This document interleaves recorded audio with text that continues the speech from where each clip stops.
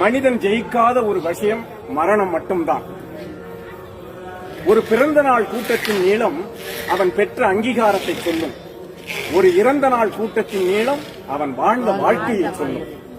வாழ்க்கை தத்துவம் கடவுளுக்கு புரிந்தது. வாழ்க்கை தத்துவம் கடவுளுக்கு புரிந்தது. இருக்கின்ற பொழுது இல்லாத மரியாதை இல்லாத போது இருக்கிறது. மயானம் வந்தது. மயானம் வந்தது, நல்லா கவனிங்க.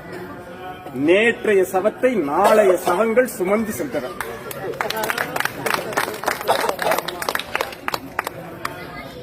கடவுள் யோசித்தான், இறப்பென்று ஒன்று இல்லாது இருக்குமானால் இந்நேரம் மனிதன் கடவுளையே கொண்டிருப்பான். பாவம், ஆடிய மனிதர்கள் உறங்குவதற்கு செய்த ஆடாத தொட்டில்தானே மயானம். அந்த வேலை முடிந்து சென்றது கூட்டம். இது ஆறறிவு ஓய்ந்து அடங்குகிற